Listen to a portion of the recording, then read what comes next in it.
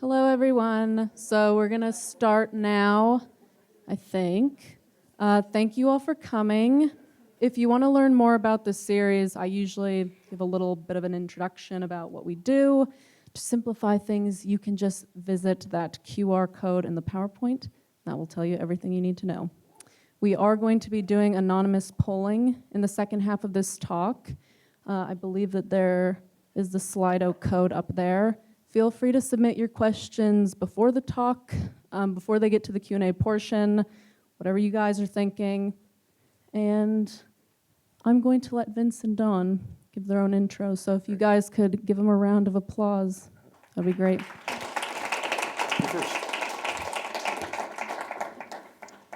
I'm Don Land. I'm a professor of chemistry since 1991, and for the last 20 years or so, also a professor in the forensic science graduate group and biotechnology group. And I teach forensic scientists how to determine the presence and amounts of controlled substances. So back about 10 years ago, a local entrepreneur wanted to open a testing lab in town, and he asked me if I could do it, and I said I could. And then he didn't pay me for a couple of years, and so I ended up taking the company and merging it with a first-to-market company. But I've been in the doing the testing of cannabis since 2010, and that's my story. Great. I'm Vince Lane, and I'm a UC alumni. I'm also the co-chair of the advisory board for the UC Davis Cannabis and Hemp Center. So I'm very, very excited to be here today. Hopefully today I'll be able to impart on my different experiences, how I fell into the industry, a little bit by accident about 6 years ago, and now it's become quite a big part of my career. So I'm in multiple ventures globally, and we could talk about all these and talk about why this is a once-in-a-lifetime generational opportunity, and you're one of the first generations to actually be in it. So it's actually a very, very exciting time. A lot of opportunity, very young industry, and we need people like you. So. Nice job. Thanks.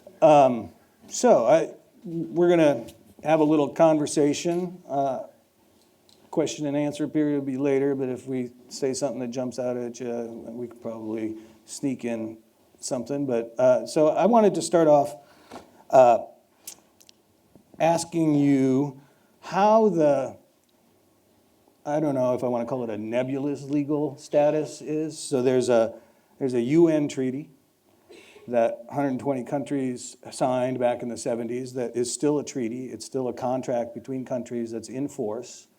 And so there's this international law that is controlling the legality of cannabis, and then we've got the U.S. federal government, which still has this Schedule I completely illegal status, and then we have all these states, and then there's plenty of other countries that are, I guess, bending to the UN treaty to do things. How has that affected kind of your role and the type of investors, and just give me a little feedback on what you see happening. Right. So I think just to kind of level set the whole group, I mean, has anybody here not heard that California is legal for cannabis yet?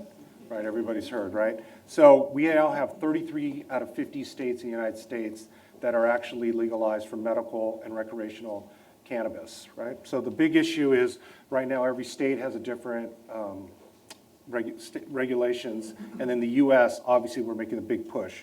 Now the point you brought up is in terms of the international and also the market I play in, from sort of the investor or private equity, so people giving money to actually start these firms.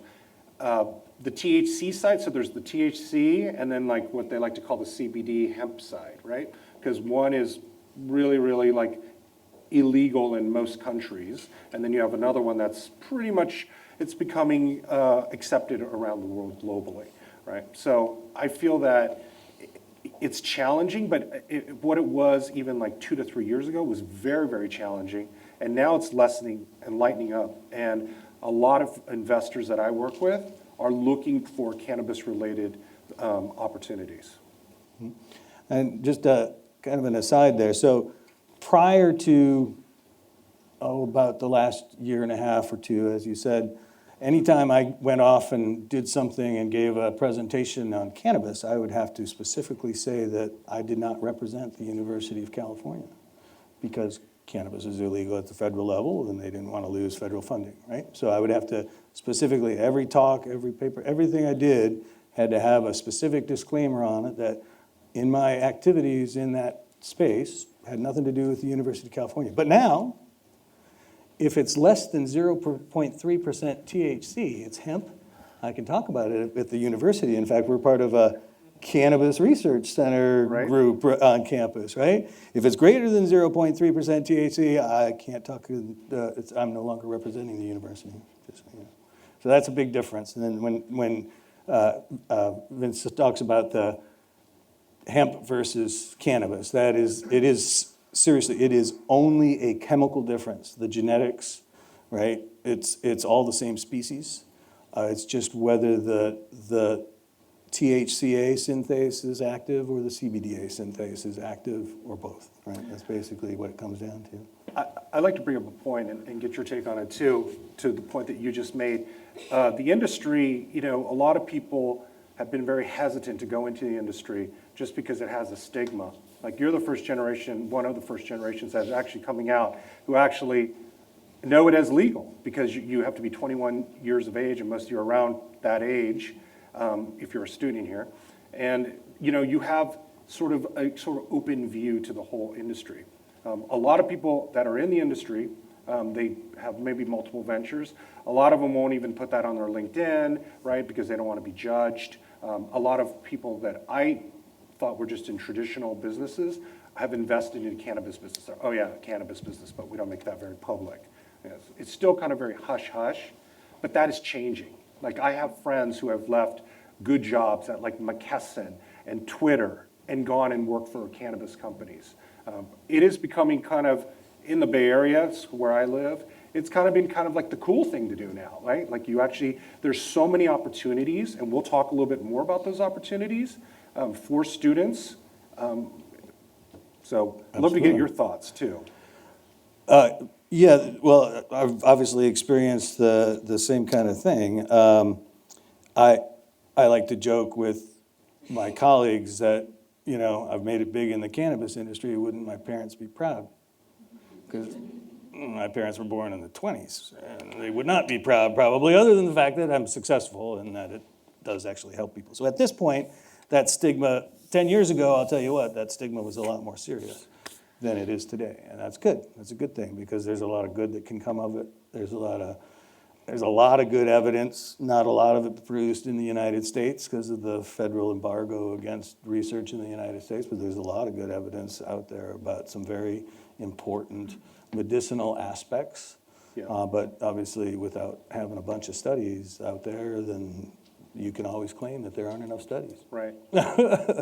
You bring up a good point because my immigrant Chinese mother doesn't even sort of recognize that I'm actually working in the industry. She kind of just always says like, oh, so you're kind of, yeah, is it that stuff? Okay, all right, and then just kind of like moves on very, very quickly. But that's even changing over time, and she can see that I'm getting more into it. And it's a work in progress, right? I think you'll see big changes in the next couple of years. Yep. Should we talk a little bit so we talk about cannabis, right? You being more on the educational side, why don't you tell us the difference between cannabis and hemp and the opportunities? So let me just frame it up. In terms of cannabis, THC, they are projecting $15 billion in the United States for this year. And then in 2025, it's going to move to $100 billion. And that number globally is even more exponential. And that's only for the THC cannabis side, right? That doesn't even include hemp. So Don, you are very well versed in hemp. Maybe you could talk about the difference and sort of those industries and how they differ. Well, so certainly the cannabis industry for high THC cannabis, right? It's all cannabis sativa L, but when it has the genetics for THC production, basically there's three synthases, right? A THCA synthase, CBDA synthase, and then another one that nobody ever finds. But it's basically those two or a mixture of them. And in so hemp has been relatively legal in the world for a couple of decades now. People have been producing stuff in other countries. It's just the United States that has only been able to start kind of doing that since the 2014 Farm Bill passed, and now the 2018 Farm Bill now is allowing that program to expand. They just came out with the new regulations, and like all new regulations, some of them make sense and some of them don't. But hemp has been, marketed around the world, and people could import hemp products into the United States. You just couldn't grow it here. And so that's been going on for a long time. And what makes hemp is, again, genetics. And so there are something like 50 approved hemp strains that have this low THC production. And that's been pretty good. So you can market that stuff all over the place and sell it into the United States. You can't grow it here until recently. But the cannabis, the high THC cannabis sativa L, right, if it's got that other genetics in it, now that is the stuff that's really critically regulated, right? And it's specifically regulated, again, by this UN treaty that you can only use it for medicine and research, right? And different governments, different national governments have different views on how to interpret that, right? But it's still difficult to, in the United States, nothing with more than 0.3% THC in it can cross state lines or get on an airplane or a boat or enter any kind of federal spaces. It's still federally illegal. And so that makes a huge difference, and that means you can't import it or export it. Right? And I don't know very many governments that are importing or exporting high THC stuff. No. It's only the hemp, it's only the CBD, because it's associated with hemp. Right. One thing I'd like to bring up is sort of frame up our next topic is the whole thing about the industry and potential jobs. Yeah. So when I first entered the industry, I say accidentally, about 6 years ago, a lot of the people in the industry, there is a stigma, right? It's like there's going to be a lot of dudes and a lot of bros and a lot of people who are kind of like stoners. But then, what the thing is, it's not about what that stereotype is. What you're starting to see now is you're starting to see a lot of different people from all walks of life kind of move into the industry. So it's really diversifying, and it's actually really upping the game, right? So when I first entered about 6 years ago, it wasn't really run extremely professionally. But now, because you have investors and because of state regulations, you have to be very, very, very specific and run your business to the T. So what I like to talk about is, and I'm sure everybody here that is a student would like to know, is the different, I've had students come up to me before and say, oh yeah, but I studied XYZ. How am I supposed to get a job, and what are the jobs? And I think we could talk about maybe what jobs there are and some of the jobs that they wouldn't think about. Yeah. So you want to start it up? Sure. Well, so I consult in a couple different areas, one of which is the laboratory testing businesses, and I consult with labs in a dozen or 15 states and several other countries, and the rules are all different everywhere, but the rules have to be followed. And so you need compliance officers, you need legal teams, you need special accounting. The bank system is all messed up because of the federal Schedule I business. It's still hard to get money in and out of the system. And so there's all, in addition to what you might expect, like agriculture, right? So there's agriculture, right? And there's the science of testing labs, but the compliance and the lawyers and the accounting and having your website and developing brands and marketing, that is just a huge, so there's everything you can imagine, right, comes into this industry. So the markets out there are big. If you have a passion and you want, can educate yourself a little bit and get a foot in the door and get some experience, right? That's what everybody needs, is experience. And I think you bring up a good point too, because let's just take California, since we're all here right now. It's only been legal for just over 2.5 years, maybe about 2.5 years. So that gives you an opportunity. If you're coming out in school right now, most of those people only have 2 years of experience more than you. You have the opportunity to move into management. You have an opportunity to do a lot of different types of jobs in the industry. It's a total, like no pun intended, a green field right now in terms of how the industry is actually kind of growing and evolving. And I will tell you from my experience, right? I, in California, have my own brands. I also have co-founded a marketing company for Cannabis and Hemp. So we see different brands and companies. We help them with the packaging, all the brand identity. Things are evolving, right? No longer is it going to be like a guy on a surfboard on a box. It's going to be, real products selling, to the public, right? And then on the other side, I also deal in sort of the venture capital, private equity kind of world, and we have different types of ventures, and there's a lot of funds that are actually investing into a lot of these firms. So there's the financial services. Once that changes, people think financial services can also be companies funding other funding companies also. Yep. Yeah. You're not going to say that Snoop Dogg's not going to be out there on a brand, are you? I'm not going to say that. Yeah. But yeah, that is the fun part about the Right. industry. There's a lot of people that I've met that are like, whatever, celebrities like Snoop Dogg and Tommy Chong, Beast Mode, and I've met all these people, and it's really interesting, right? But they're typically, sometimes they're funding the ventures or they're the face of it, but there's a lot of big time investors behind them too, Yep. putting in like hundreds of millions of Yeah. dollars. Yeah, exactly.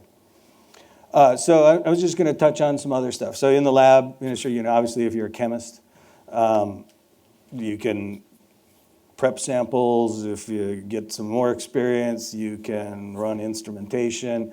All the testing, there's all kinds of testing. It's different in every state and every country, but there's a lot of testing. So there's a lot of chemistry jobs. But like in most of the states that are going legal now, there are strict regulations, really lots of regulations, even on how to sample. So specific details on how a person has to go into the field and how to pick a randomly selected, relevant representative sample, right? Those people have to be trained. They don't necessarily need a chemistry degree or even a plant biology degree, right? Or anything like that. But there are rules associated with all of these things. And so, drivers and customer service representatives, salespeople, everything from that to PhDs in bioinformatics and stuff, right? I mean, we have so I work with teams of geneticists that are looking for the magic hemp seeds that won't produce any THC and never go hot, because I'll tell you what, if you're a farmer growing hemp and your crop goes just a little above 0.3% THC, you have to destroy it all. Destroy it all. And it's a big bite to take. That's your family farm or whatever, right? So there's a lot of interest in the genetics. Turns out males and females, cannabis has two different plant sexes. There's males and females. Actually, it's males and not males. The not males can sometimes produce male parts even though they're not males. But whatever. And a little bit of pollen gets out there. It's wind-blown pollen, and so it pollinates the whole field, and the yields go down by 30 to 50%. That's a big chunk to take too, because you missed a couple of males or a couple of what they call hermaphrodites, which aren't really, but. So there's the genetics, the biology associated with it. There's lots and lots of research and money being put into developing, and that's for hemp even, not just cannabis, right? So hemp as well as cannabis. So there's a lot of interesting kind of tendrils that this industry is just everywhere. Right. Kind of I like thought a maybe board. we'd talk about the future of the Yeah. industry and how that is Yeah. going to create new opportunities. So maybe I could start off. Yeah. So I would say that cannabis is constantly evolving. The regulations, we could argue either way, are going to become more lenient, right? I can't say there's going to be a nationwide legalization, but more states will go legal, more opportunities for you. I think innovation is going to start taking place, like it does in every type of industry. People are going to come in and be the disruptor. They're going to come in and create a product that actually will, differentiate themselves from the market. So right now, what we're seeing is a lot of the same type of product. A lot of people are using the same centers, getting the same product, and it all kind of looks the same. I think in the future, the products evolved, delivery methods actually, I see all different kind of weird things, coffee, gummies, edibles, and then I see things like tampons, and, it's just like, it's going into every sector of consumer goods. And on the international side, what I've seen is the reason that I like working on different industries, like I've consulted to a couple companies in the UK and also in Thailand and Peru and also China is where we have our ventures. And what you start to see is it's amazing when you actually go to those countries and their laws are so far behind ours. So it's like the movie Back to the Future. Like you literally know what the future is going to look like, but they're just not living it right now. So like California, we're going like 1,000 miles per hour, and then you go to somewhere like China, and it's like, oh, CBD is like heroin. Like this is so illegal. You couldn't even possibly think about ingesting it. You might get arrested. So, Yeah. I'd like to hear your thoughts too. Yeah, so certainly things are loosening up. Things are loosening up more quickly in some places than others. Regulations are more and more being adopted everywhere that has some kind of legality. There's some kind of regulations that you're going to have to go by. And often the way regulations are structured will influence the way corporations want to try and enter the market and take advantage of the markets. Mexico, you cannot grow cannabis in Mexico, but it's legal for companies, pharmaceutical companies, to make products out of cannabis, but Right. it's got to all be imported, right? So now all of a sudden, importing, right, is really important there, where in some places like Thailand, you just grow as much as you need, right? Right. And so on. So it's going to be a little bit difficult to predict how those things are going to change, but I think you're right. I think ultimately things are going to loosen. The banking industry is a big issue, right? That is a difficult one for a lot of companies to get around. That's easing a little bit. I don't know, maybe you want to talk a little bit about kind of banking and insurance. Right. So actually, the major stumbling block for cannabis has always been like the banks won't take your money, and then they won't actually be able to grant you any loans, so you can grow. So most small businesses actually grow because they get a loan from a bank through credit, that type of thing. Those don't exist today. You can get those from obviously private firms and actually like smaller banks, but it's pretty amazing. Actually, the larger banks are actually opening up and allowing money that's generated from cannabis into the banks, and we're talking like Chase Bank. Yeah, and well, there was just some regulation at the federal level that went through, right? Right. Didn't that just go through not too long ago? Yep. Kind of allowed or instructed the banks to do that. Not all of them did, but. And the cannabis industry adapted too, because one thing they thought they were going to do is they thought they were going to, maybe we'll use cryptocurrency or Right. something like that, right? But that didn't happen. And what they ended up doing is, just to get around the whole credit card issue, is they actually use debit cards. So you can actually pay for your debit card and just take it directly out of your bank. So that's how they worked around that. We're getting close to being out of time for this one. Did you give us the 5-minute sign yet? Not yet. Oh, okay. So we got a little more time than that one. Okay. Well, so futures. We should be talking about futures more, I guess. I think in delivery, right? A lot is going to depend on what kind of research can be done that will allow, because right now for CBD, you can't make any claims. Right. There are no claims. And for THC, it's completely, right? You can make any claim you want because it's not really, right, in most places. But none of it is necessarily supported by research. So I think there's right now it's hard to get grants at universities because of this federal illegal thing. And so there's only a handful of these types of programs on cannabis in the U.S. granted every year. That you have to get approval from the DEA and NIDA, the National Institute for Drug Abuse, right? And so I think there's gonna be a lot of opportunities that it's just gonna be hard to predict. I mean, we kind of have a view into the reduction of tremors, reduction of seizures from CBD. There's a few other things that have been shown. I mean, and THC is pain and Insomnia. insomnia. Anxiety. Yeah. Right. So the future is wide open, right? I mean, there's just all kinds of things that might come out of this, but science is only one part of it. Right. Marketing is only one part of it. It's Right. And all these are going to open. Like, for instance, I have a marketing company, but a lot of companies aren't marketing because they can't legally market right now. So we help them with building their brands and doing social media and some other things, but in terms of like putting ads out or doing press releases, they can't really do that yet. And that is changing also. And we're starting to see a lot more clients sign up because they actually need our help and our expertise. It's interesting you mentioned our group just hosted the first hemp CBD conference in Asia.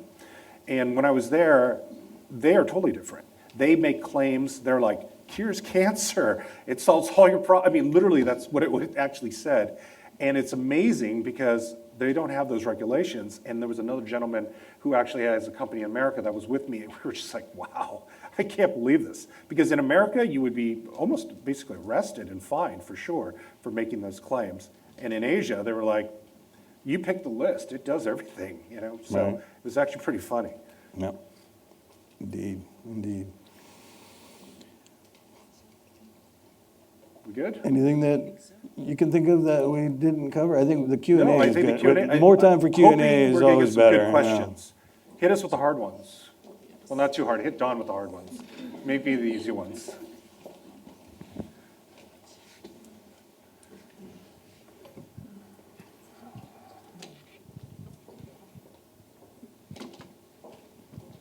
All right, so that takes us to the question and answer session. If you haven't submitted a question yet and you would like to, just go to slido.com on your mobile phone and use the code on the screen and submit your question. And we will start right at the very top. And you asked for controversial, so I'll give it to you.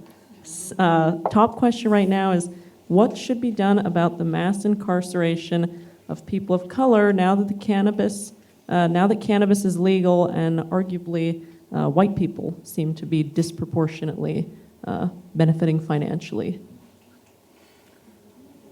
Yeah. Doesn't matter. Yeah. Go ahead. You start. Well, I'm all about social equity. I'm obviously not a person of color, but my brother was arrested in Wisconsin for having cannabis, and he luckily didn't spend a lot of time in prison or anything with it. But there is no reason that anybody should be arrested for just simple possession and stuff of this.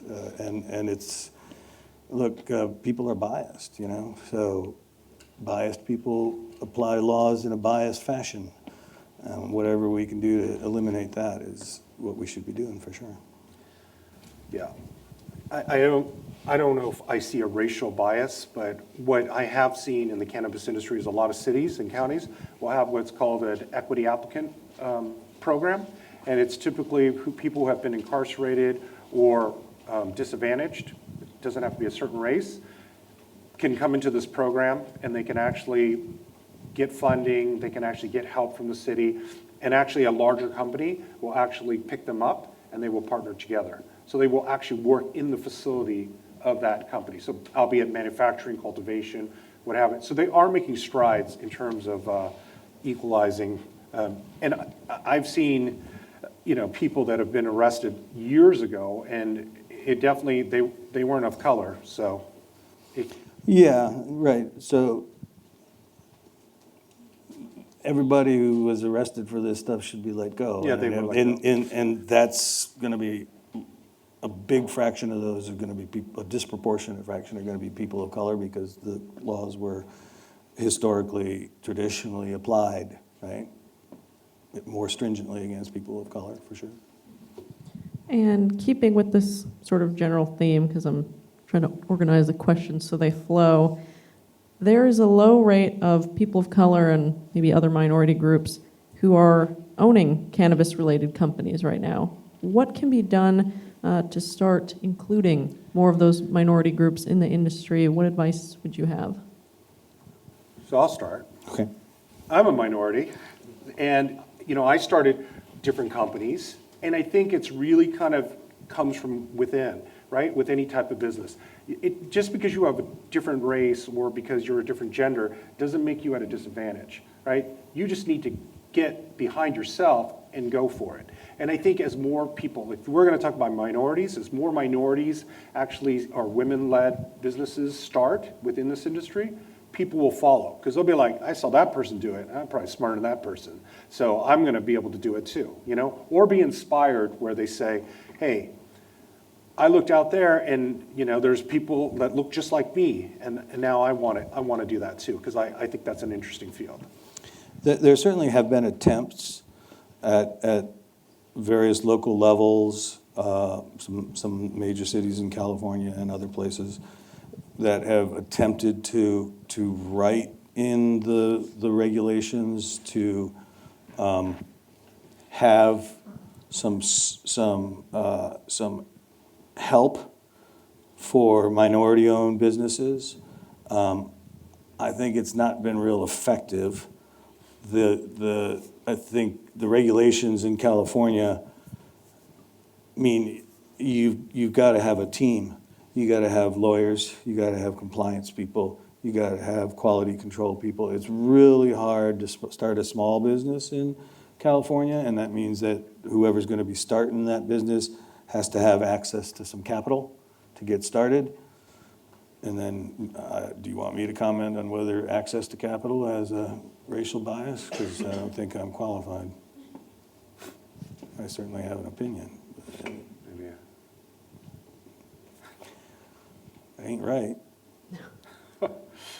Well, getting But a little... it's not yeah. it's not ubiquitous either, right? I mean, there's ways to do it. You got to find a way, and but yeah, there's a lot of work to be done in that area, I think. Uh-huh. In other more established industries, there seem to be, I guess you could say, groups, organizations, nonprofits that are specifically geared towards helping get various minority groups involved in that industry. Would you say that cannabis is too new for that to be the case, or are you seeing that start to emerge? No, I think they are already creating programs. Like I mentioned, the Equity Applicant program in most cities, those are actually targeted to help disadvantaged and minorities become more relevant in the industry. So, What was that called? Equity Applicant, Applicant? yeah, Equity Applicant programs, EA programs. And those are different from one community to another, right? They are And those different they're from very different cities. localized. Yeah. So if you want, you can always just Google certain city cannabis equity applicant requirements, and then something will come up. Yeah. Getting a little more broad, another question that's at the top right now is, what kind of jobs are there in the industry post-graduation besides being a bud tender? I assume, what kind of entry-level jobs? Well, I mean, I'm going to take Don's thunder and say on the science side, you could work in a lab, right? You can work in a cultivation facility where you could actually be a gardener. You can be one who monitors all the chemicals, or I should say chemicals, the nutrients for all the different types of plants. On the other side, being a bud tender is just being in a dispensary. There's now companies with like full-blown marketing companies, groups within their company.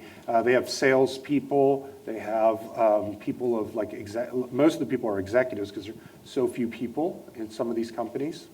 So those are some typical jobs. They need an accountant. They need a lawyer, right? Any job that you would do at any other big firm, most likely you could do at this industry. Yeah. It's anything you can think of. The industry has that. Drivers. Yeah. Custodian. Delivery, processing people. Processing. Yeah. Yeah, and I think in the marketing and stuff, there's all of these companies have websites, right? And they need it to be managed and to be useful, and so there's There's, like the data, the big data analysis kinds of stuff is less frequent, but there's several companies out there that are trying to gather the what we used to call patient responses, right? So incentivize people to fill out a form on a website about this is the strain that I used, this is what I wanted it to do, this is what it actually did, and putting that stuff into a database and trying to figure out how people can get that information out in a useful way that can guide them, right? And that's hard. There's a lot of people that are trying to do it in different ways, so there's that kind of thing. I mean, just anything you can imagine. Next right? question. And we got another question that's more of a little oddball, fun question, which is, what are some of the strangest or most fascinating cannabis products that you've seen being created these past few years?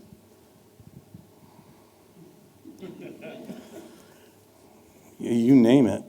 Boy, oh boy, you name it. They've tried it in everything. At a testing lab, I've seen it all. It's in everything. One of the products I saw in the UK is they have a device like a Fitbit, and actually you can set it and it will actually release CBD into your skin topically. So it's kind of like it just works through the device and it actually seeps into your skin on a regular basis too. So you actually get that into your system. Yeah, I mean, California started as a medical, right? So it was a medical-only state, and didn't go fully recreational until just a couple of years ago. I got one. Yeah. So my friends who are in the industry, they own like these large dispensaries, so they get to see a lot of the big good products. One product that the state of California has been blocking, which I think is a complete disruptor, is they've actually genetically altered one of the THC strains, and they said, okay, Vince, when you drink it, you go, I'm starting to get a little bit buzzed. And then after 3 or 4 year old, I'm starting to kind of feel like I'm drunk. Now, if that ever hits the market, right? And we all know cannabis is legal already. If they can get that to the market, that's going to disrupt trillion-dollar industry with alcohol. Because now you have no calories, right? It's organic, and you can add it just to water and have it. Was these little pouches of powder?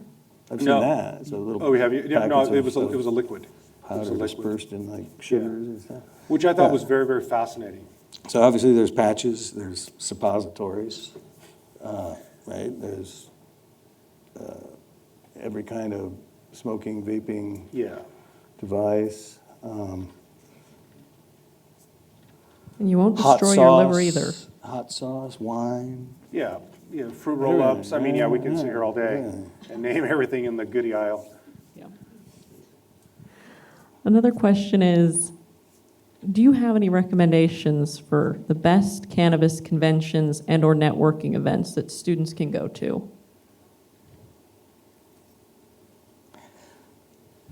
Well, so, I mean, Maybe we can broaden it to any resource. Maybe it's an online resource, maybe it's a networking events, conventions, locally, resources that you think students would benefit from. Can I start? yeah, If they're you're getting gonna specialized. if you're gonna look at conferences, you've got the largest one in the United States is called MJ BizCon, right? But MJ BizCon ends up being a lot of vendors and it's kind of a walking around. They do breakout sessions, but it's very, very big, right? Now, if you're a student, you may want to focus more on the smaller ones. So in Santa Rosa, there's one that's very, very popular. Everybody goes to. It's called Hall of Flowers. And then additionally, there's one, it's in like San Jose, and they have it somewhere else, and it's NCIA is the acronym that they use, and that's actually a very good place also. But in terms of what are they, it depends on what they're networking for. If they're networking to get into the industry or jobs, most people are pretty open, and they want to talk about it. So I would just write them directly. Have you gone to Emerald Cup? Is that? Oh, and yeah. Emerald Cup is an interesting one, but it's much more of a not so much of a learning experience. No, it's more from- like judging, Yeah, and right. judging and stuff. Yeah, it's like more of See a a lot of, process. you see a lot of innovative products in Yep, those places. Emerald Cup is another one. Another one. And that's kind of a locally Local, grown thing. Santa Rosa. Grew up out of, yeah, well, it's in Santa Rosa now, but it used to be up in Willits. Oh, okay. That's where it started. Okay. But anyway, yeah, it's a local one. Another logistical question is, would you say that indoor growing is going to become obsolete as legalization becomes more widespread? I'll jump on that one. So no, it won't become obsolete because cannabis is wind pollinated. And if your neighbor is growing hemp and isn't culling males, then that hemp will pollinate your cannabis. And if your neighbor's growing anything, any kind of cannabis, it's going to cross-pollinate. It'll change the productivity. It'll reduce the productivity. It'll change the product outcome, the way the product chemicals are expressed. And so the only way to control the genetics, if that's what you want to do, which a lot of people are going to want to do, is to have control over what pollen gets to the flowers. So it's going to be around forever. Yeah. Another question that is going back to maybe some of those more heavy-hitting questions is, how would you frame the landscape of cannabis research in this country respective to the opioid crisis right now? How do you think the opioid crisis is going to influence the growth of the cannabis industry? Go I ahead. can do that if you want. So the opioid crisis is, it's a huge. The results on what happens if cannabis is put in that mix is a little bit mixed. Most of the results that I've seen show that you can reduce opioid use by 25 to 50% in a lot of individuals by removing some of the opioids and putting in some of the cannabinoids, and that would lead to fewer people getting addicted to the opioids. But the opioids crisis is not going away anytime soon, I don't think. But how is it going to influence? It'll help where it's allowed to. That's what I think. There's another question at the top now. It's about your lab, actually, Dawn, Steep Hill Labs. But it's a little specific, so I'm going to see if I can maybe broaden it so it's more widely applicable. Steep Hill Labs is a lab that is expanding very quickly. What is the long-term strategy for a lab like that when it comes to being able to compete with the rest of the country as more and more states become legal and as maybe federal legalization is on the horizon? Well, so do you want my opinion on what it should be? No, I can't do that. All right, so I think, long-term strategy is have a big footprint out there. We believe, like Vince does, that things are going to loosen up worldwide, that there's going to be a lot of trade, and that people all over are going to want to know that the results that they're getting from this lab, and we're talking to people in China, we're talking to, we got all over that, those results are comparable, right? So that they can say, okay, well, this is what the market should be bearing for that product, right? And this is the safety margin for that product. So having that kind of an international footprint where you're comparing apples to apples, we think is, going to lead to a benefit to everybody and hopefully our investors. So do you think that businesses that start in a state like California, where it's legal, are going to have to radically change their strategy if cannabis becomes federally legal? Or do you think that transition is going to be smoother than people might anticipate? It won't be smooth. It won't be It smooth won't at all. Won't be smooth, and I don't think it's No. predictable, right? You're talking about politics. Yeah. And some people in the audience would really like to know, do you really think that gender doesn't impact your chances of breaking into the cannabis industry with your own venture, so from the entrepreneurial side, as opposed to just getting a job? Well, there are some very strong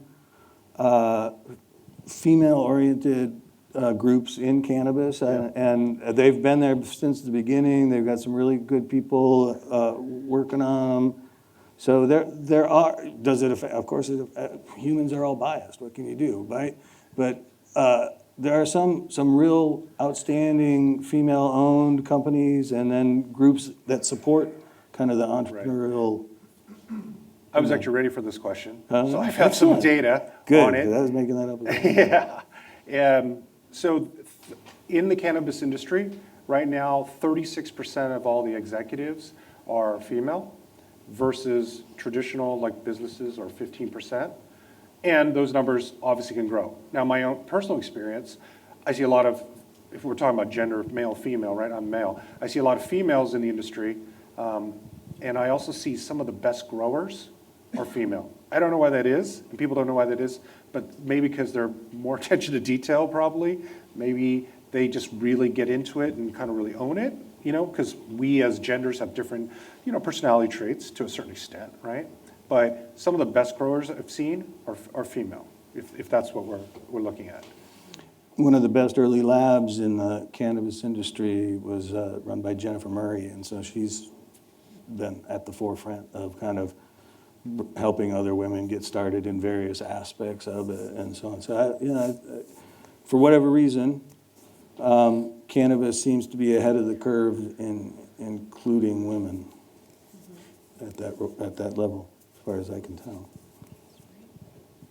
Another question that's at the top that is a little open-ended, so I'll try and see if I can guess what they're trying to say.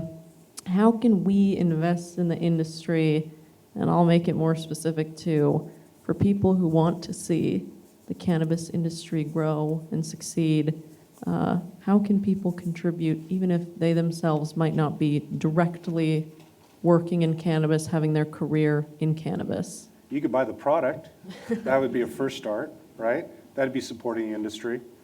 I don't know what else you could do. And when you say buy the product, that's from a state license. It's from a state permitted licensed store. facility, of course, yeah.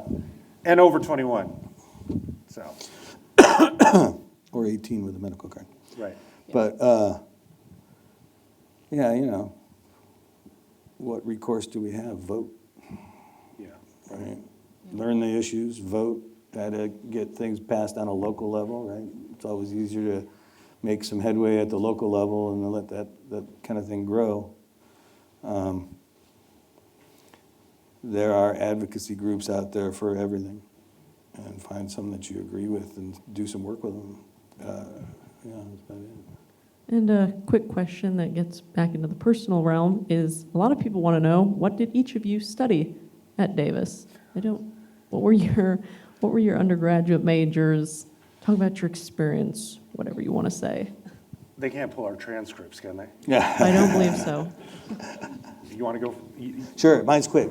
So I got my bachelor's degree in chemistry from a small liberal arts college in Wisconsin, and I moved to UC Irvine, got my PhD in chemistry, really physical chemistry, but physical chemistry and analytical chemistry are always kind of linked.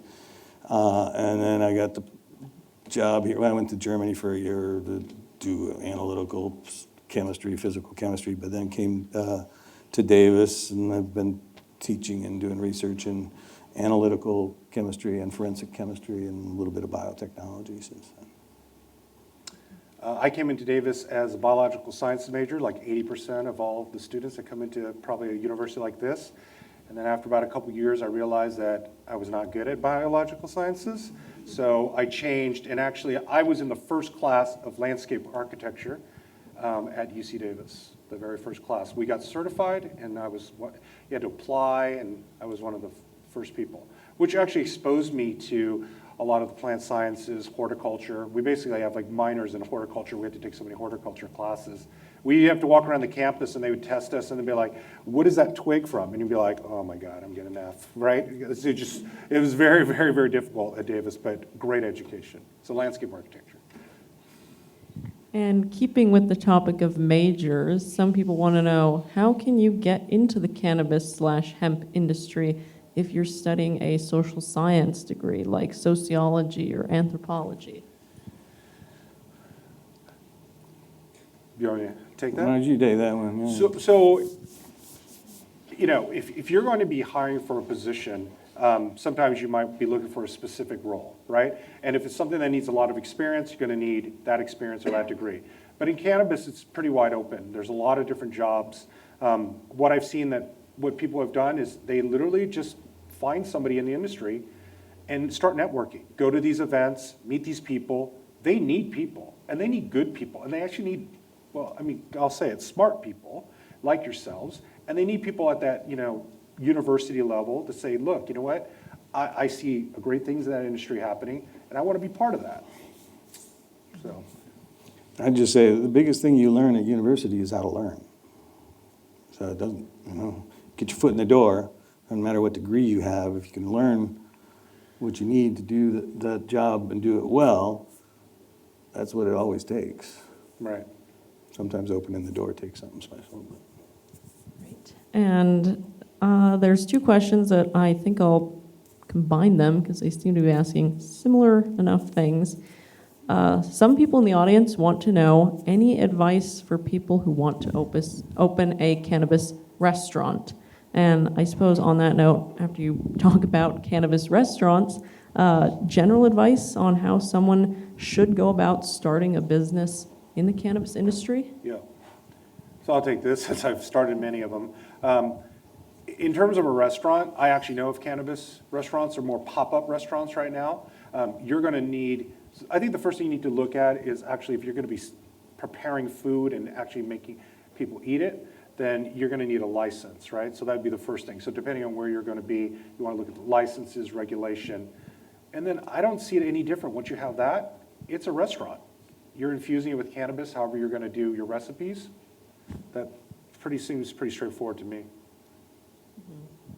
General advice on any sort of cannabis-related business for people in the audience who might not have as much experience with how you start your own business? Sure, I can take that one too. Yeah, that's a good It depends on, so like if you're a student, you're not going to have many contacts. You're not going to be able to influence a lot of people. You may to give you money, right? So it's just going to be, if you want to start your own business, friends and family.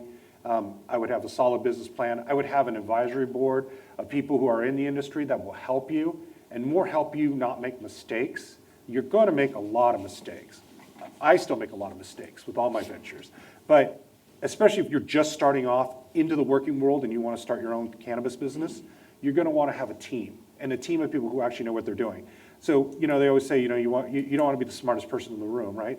You want to hire people around you who know a lot more that can actually help you build that business. And it's going to be real difficult. I mean, there's a lot of competition, right? Just like with anything. Technology companies, I was in technology before. There are a lot of people, and especially if something that's really lucrative, people are going to be there, right? So raising money, networking, and the sooner you build your networks, the better. They asked me this question, we kind of did a social media right before, and they said, what would you do if you were a student again, or how would you do life differently, basically? And I said, I would probably take more chances, I would probably fail more quickly, and I would actually just put myself out there. And it's hard because when you're younger and you're less experienced, you don't have that confidence. But if you could build that confidence, you can really do anything. You could do, definitely in cannabis, because it's so new. That's hilarious, because we were interviewed separately in separate rooms, didn't know. That's exactly, not exactly, but almost So you took exactly my the same answer? answer. Yeah. Oh, Well, yeah. you gave it first, so I guess I copied you, but I didn't Right. hear you. That's hilarious. All right, well, fail. Go out and fail. Learn from it. Yeah, put that Unfortunately, up on your wall. Those are the hardest learned lessons, are the most effective, right? I don't know any entrepreneur, I have different ventures in different industries. I don't know any entrepreneur that hasn't failed at least once, right? If not multiple times. But when you hear about it, you only see the tip of the iceberg and see what great things they did or their company's doing so amazing. But you don't hear about, those 5 other companies that tanked before that. But those 5 companies' failures taught them a lot. So it's invaluable. The next question that is currently sitting at the very top is, what is your opinion on California's overly restrictive licensing program, which arguably pushes smaller growers out and corporatizes the industry? I am one of those small growers. Wow. You want me to take this one? I'll say one thing, and that is, Oh, go for it. it's politics. Yeah. I don't know how to explain it. I don't think was the intent of at least some of the people that were pushing for Prop 64 and things and the regulations, but it was certainly the result. Well, whoever that small grower is, if you want to talk afterwards, I think unless you're, my opinion, of course, unless you're a boutique and you grow a strain that everybody really, really wants, it's like with any other business. You're the mom and pop store on the corner, liquor store, and then all of a sudden, Safeway comes down the street. Well, that's kind of like tough to compete, right? So you need to figure out how you want to survive. Now, if I was in that situation, I'd partner up, right? I'd partner up with other growers. I'd get like 6 growers, small growers together, make one company so that we're stronger together. I would partner up with dispensaries, so made sure that my product was always sold to them, and I would make sure I protected the revenue stream. Because you're right, when the bigger guys come in and they have a lot of money, it's going to be very hard to compete. Well, and I think one of the things that has really come up in the cannabis industry in California is that because of the level of regulations and permit fees and local, and it costs a lot of money and you need a lot of expertise even just to be legal. Yeah. It's not like growing vegetables and taking them to the farmer's market, which is kind of how it was envisioned, and it didn't turn out that way. That's, Right. I think, one of the disappointing things. I have a lot of friends who were, or people, acquaintances, that were doing black market stuff and started to come out into the open, and then all this stuff came down, and they're just like, I can't do it. I'm going back to the black market. Right. And this is a question that's targeted at Vince. Do you own, if you do own stocks or options in the cannabis industry, what kinds of stocks and options do you own? And can you speak more generally to the decision-making process when it comes to deciding this is what I'm going to invest in, this is what I'm not going to invest in? Can you speak to your decision-making process a little bit? No, that's a great question. So I personally don't own any stock in any public markets. And the reason being is I've met a lot of people who started those companies. And just like in the tech boom, I saw this when I was coming up at your age. What will happen is a lot of the investors will want to exit out of the stock. So what you saw was the stock prices just rocketing up, right? Hot industry, money coming in. It's just nirvana right now. But then what happened is then all the investors sold their shares, right, to make the profit, dropped the stock, and then everybody was like, wow, it just dropped 30%. I'm not buying into that, and it just keeps dropping. Now what's going to happen is with anything, it's going to mature. So then they're going to start looking at things like they should have, like revenues, growth, potential revenue, these types of things. But if you want to invest in stocks, my opinion is you just want to get a company that has solid revenues, a good business model, right? That will work in this industry today, and you're going to want to ask somebody who really knows it. And realize that there's a lot of risk. A lot of risk in cannabis.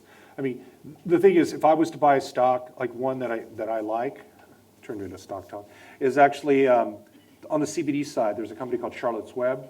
They're public, right? Their stock, I think, dropped from 24, it's down at 6 now. Kind of an overreaction to the whole, they thought the hemp market was going to go away and CBD was going to be outlawed. Well, that obviously hasn't happened, right? But they have solid revenues. They've been around for 17 or 18 years, and they have a great, great company. And if you've ever seen their products, a lot of people use their products. I mean, it's probably the favorite of a lot of my friends. They buy Charlotte's Web. So. I think this question is complementary. It's what are some of the innovations in the pipeline right now that most excite you personally? Innovations in the pipeline. Well, I don't really have a good answer for that one. Innovations in the pipeline, you got something? Yeah, for that? sure. So the industry is so new now that it's really trying to find itself and baselining all the different products. What I find is exciting is all the other states, all the other countries that are starting to legalize cannabis. Because what that's doing is that's pushing innovation up. Because now you got more people doing it, you got people researching, and then you'll be able to trade with different countries. So everybody will be able to create their own different strains. I was at the conference and I met the people, they're the only grower in Mongolia right now, and they have their specific strains. So it's going to be kind of like the wine industry someday, where you'll get grapes from Italy, you'll get grapes from Spain, right? Same thing. You'll get cannabis from Mongolia, from Colombia, from Peru, and I think that's where the innovation really is in the industry, is actually growth. I think just kind of to add to that, the one innovation that I can think of from the science side is learning the genetics enough to this plant. There's a whole host of compounds that this plant produces or can produce in significant amounts that no other plants on the planet that we know of do, that have significant medicinal properties. And the THC and CBD are the only two that most people know of, but there's a whole bunch more that are relatively unique to this plant that can be produced, but we don't necessarily have the genetics available or don't know quite how to get to those genetics. So there's a bunch of stuff that way that I think will come out. And especially if we're allowed to do the research to prove what those things can and can't do. Right. And another question is, what are some good resources for learning more about the hemp and cannabis industry, keeping up with latest news on the industry, educating yourself? What are some educational resources that you would recommend? The kind of the starting spot for just understanding kind of the plant itself is probably the American Herbal Pharmacopoeia, I think 2016 monograph on cannabis is the latest version, the 2016 Right. I think is the latest one. So that's a really good resource. It goes everywhere from, insects and diseases to strains to pesticides to just amazing amount of information to get a background on what is cannabis and hemp and what are the things that you can do to make it grow or not make it grow. There's numerous books or publications that you can read. I mean, they have all different subjects. There's websites such as Leafly, and they do a really good job explaining different things, and they actually have little videos that will show and explain graphically sort of like the different CBD or cannabinoids. It's pretty interesting, actually. Normal is another really good resource, Normal. NORML, right? And they were an early activist since the 60s in trying to get cannabis normalized and legalized. NCIA and CCIA put out kind of more regulatory and that kind of stuff. Like a newsletter they put out. National Cannabis Industry Association. in There's a lot of California. newsletters you could sign up for that bring up all the current news about cannabis. So. And for those that don't know as much about the actual production side, what do you use to grow cannabis, and what are some of the different ways that cannabis is grown? Some of the major ways that it's produced right now? Soil and water. Soil and water, but also you could, some people use Usually. hydroponics. The thing that I've seen that's really interesting now is a lot of people are going to aeroponics. So aeroponics is actually just shooting air with all the nutrients into it, and it's actually really interesting. It's fascinating because the roots grow like spaghetti. It looks like pasta growing all over it.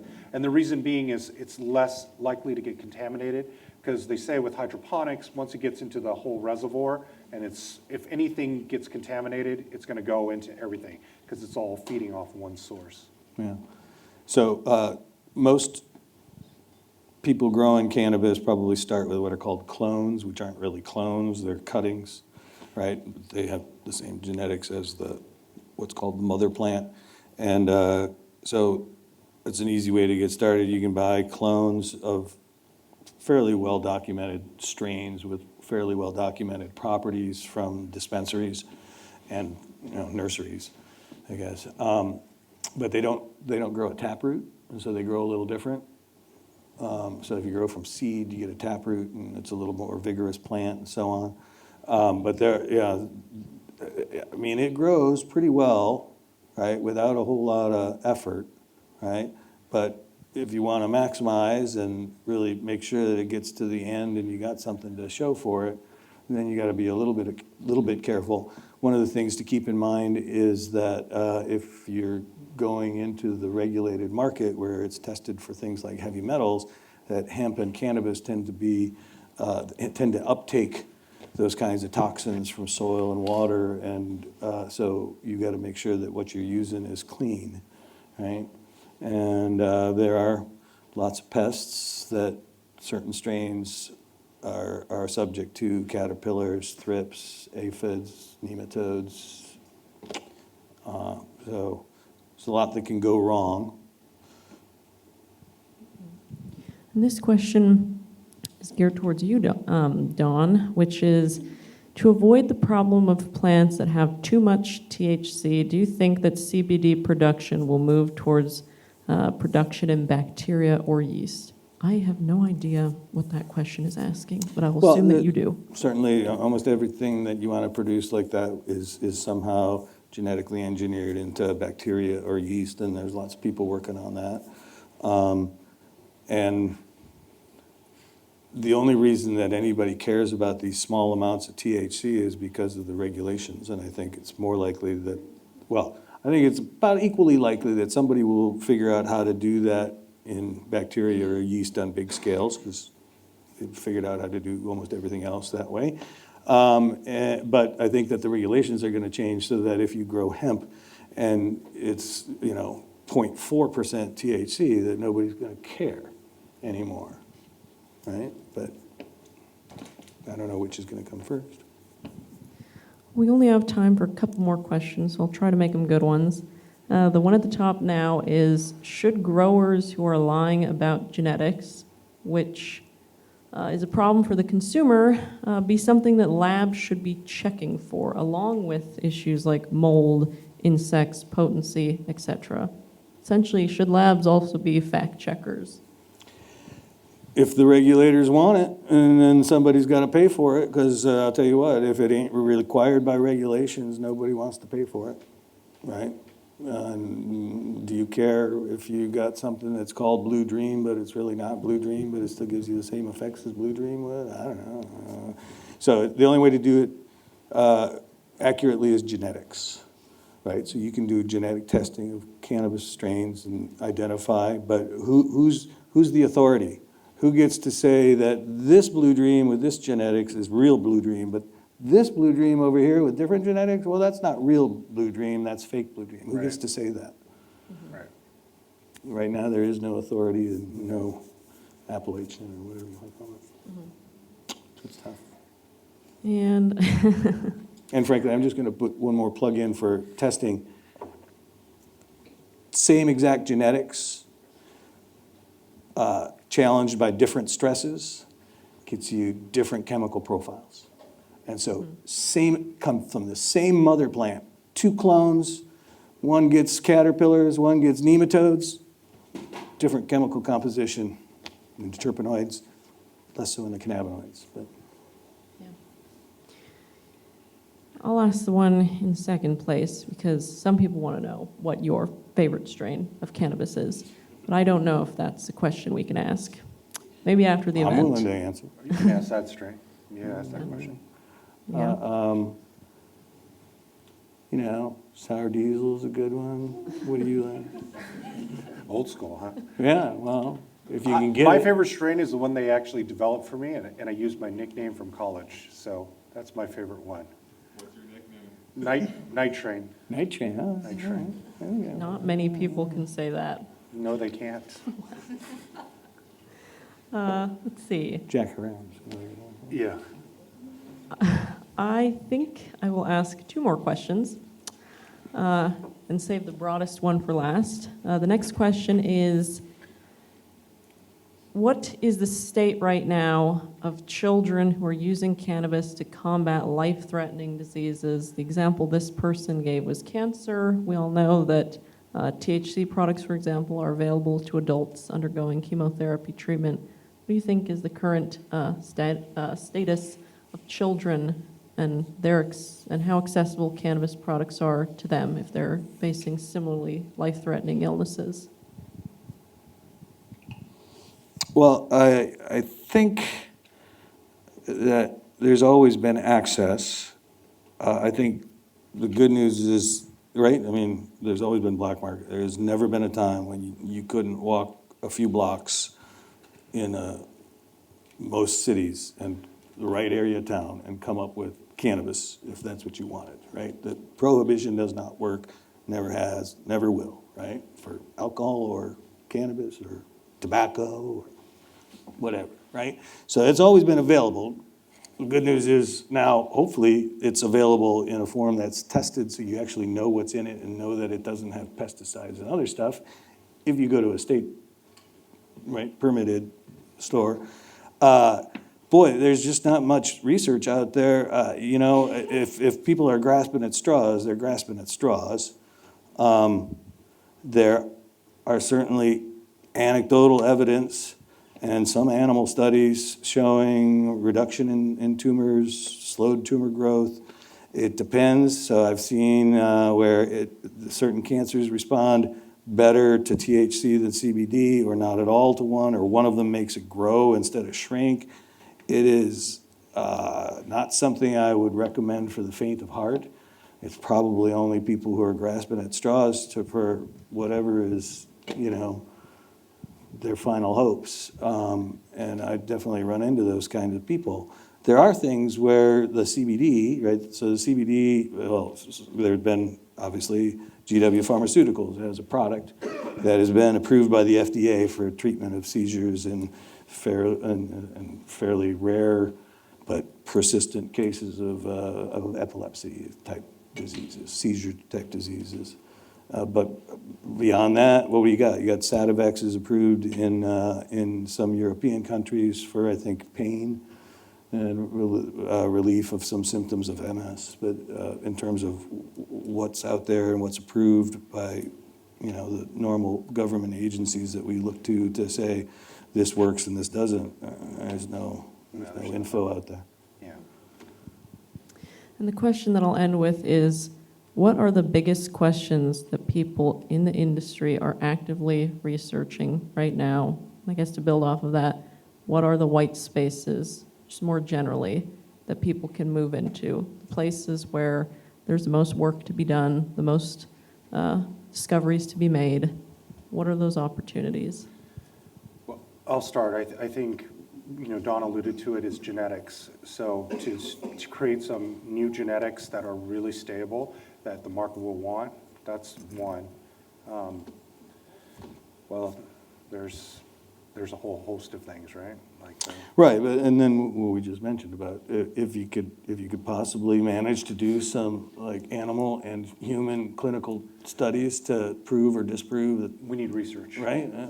Ability to do research in all fields of it. You know, medicine is one of the more important ones, but in genetics, there's, you know, this is something that a lot of people don't know about cannabis, is there are very few even close to stabilized strains. Right. Because everybody that gets a strain they like wants to make it their own, and they take whatever they got and they take something else that, I don't know how they decide on what male to use, but then they mix it together and now I got a hybrid. Well, okay, well, it takes about somewhere around 10 generations for that to stabilize. Right.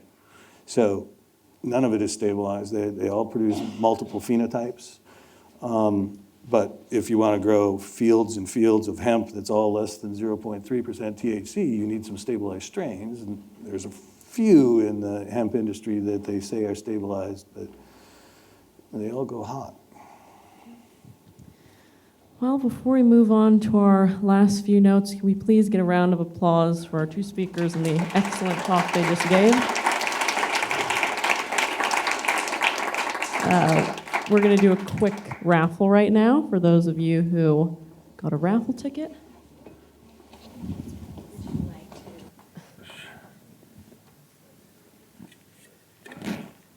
I'm not looking. Oh, is that Maribel? Yeah, Maribel. Yeah, Maribel? There he is. Congratulations.